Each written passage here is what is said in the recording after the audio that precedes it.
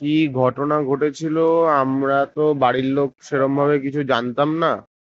আমরা রোজকারের মতন কাকা অফিসে আমার যিনি মারা গেছেন দেবাদাস, তিনি আমার কাকা হন। তিনি অফিসে যায়, অফিস থেকে বেরিয়ে আমার কাকুমুনিকে ফোন করে। তো রীতিমতো আমার কাকুমুনিকে কালকে ফোন না করতে পেরে আমার কাকুমুনির সন্দেহ হয়, আমার কাকুমুনি নিজেই ফোন করে। এবার ফোন করায় প্রথমে দু তিনবার ফোন করায় কেউ কিছু, ফোনটা রিসিভ হয়নি।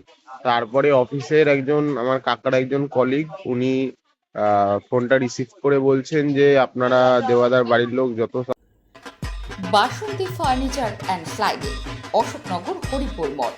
এখানে উন্নত মানের কাঠ ও প্লাইয়ের আসবাব, মডিউলার কিচেন সহ ইনডোর ডেকোরেশনের কাজ সযত্নে করা হয়। এছাড়াও CP teak bed, mahogany box cut, designer table, rocking chair, sofa cum bed, TV table, wardrobe, আলনা ইত্যাদি সুলভ মূল্যে পাওয়া যায়। মনে রাখবেন, উন্নত মানের আসবাব মানেই বাসন্তী ফার্নিচার অ্যান্ড স্লাইডিং। ঠিকানা হরিপুর মোড়, প্রযত্নে পরিমলবালা, উত্তর 24 পরগনা। তাড়াতাড়ি সম্ভব আপনারা ব্যান্ডেল ইএসআই হসপিটালে চলে আসুন। এবার আমি তখন ঘরেই ছিলাম, আমার ঘরে ছিলাম। আমার ঘরে তখন আমার কাকি আমাকে এসে বলে যে তুই কি চিনিস, আমার নাম রিজু, আমাকে বলছে রিজু তুই কি চিনিস ব্যান্ডেল ইএসআই হসপিটাল, আমাকে নিয়ে চল।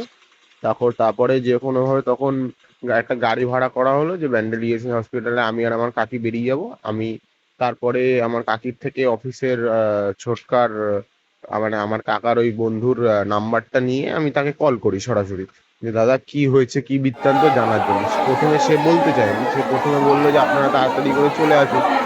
দ্বিতীয়ত তখন আমি যখন তাকে একটু প্রেশারাইজ করলাম, সে বললো যে দেখুন সোজাসুজি বলছি দেবাদা আর নেই।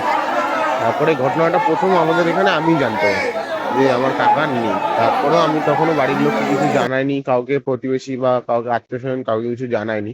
আমার দুটো বন্ধু, আমি তাদেরকে প্রথম জানাই, তারা সম্পর্কে আমার মামার শালা হয়। তো তাদেরকে আমি ফার্স্ট জানাই যে তারা একটু চলে আসুক, আমার সাথে যেতে হবে তাদেরকে, তাদের দিদিকে সামলানোর আছে। তো গিয়ে যখন জানতে পারি তখন আমরা ব্যান্ডেল ইএসসি হসপিটালে পৌঁছাই। পৌঁছানোর পর তো আমরা আর বডি দেখতে পাইনি, তখন ওখানে সমস্ত অফিসের স্টাফরা ছিল, ভিড় ছিল, অলরেডি প্রেস ওখানে চলে এসেছিল। এই হয়েছে, আমরা বডি আর দেখতে পাইনি, কিন্তু পরবর্তীকালে জানা যায়, পরবর্তীকালে জানা যায় যে অফিস থেকে বাড়ি আসার জন্য বেরিয়েছিল অলরেডি। এবার অফিসের ভিতরে হয়তো কোনো কারণে হয়তো ঝামেলা হয়েছিল কারোর সাথে, শুনলাম কোনো একটা কন্ট্রাক্টর শ্যাম নামে, তার সাথে ছোটখাটো একটা ঝামেলা হয়েছিল। কিন্তু তারপরে অফিস থেকে বেরিয়ে যায়। অফিস থেকে বেরোনোর পরে শুনছিলাম গাড়িতে অটোতে উঠেছিল বাড়িতে আসার জন্য। তখন অফিসের একদম মেন যে এন্ট্রান্স, একদম যে গেটের ঠিক অপর সাইডেই তাকে গাড়ির থেকে নামিয়ে 10-12 জন ওখানকার লোকাল বাসিন্দা, কেউ কেউ হয়তো অফিসেরও থাকতে পারে, সিসিটিভি থেকে জানা যায় এটা, তারা নামিয়ে মারধর করে। ঠিক আছে, মারধর করাতে আমার কাকার শরীরে মানে হৃদরোগের সমস্যা ছিল আগেই ছোটখাটো। এবার সেখান থেকে হয়তো হার্ট ব্লক জাতীয় কিছু হয়ে যায়। আর আমি যে জানতে পারলাম যে ওখানকার হসপিটাল নিয়ে যাওয়ার আগেই তিনি প্রাণ হারান। নাম? নাম ওনার পাপ্পু দাস। বয়স কত? বয়স 41। তোমার নাম? আমার নাম সন্দীপ দাস। তুমি কে হও? আমি ওনার সম্পর্কে ভাইপো।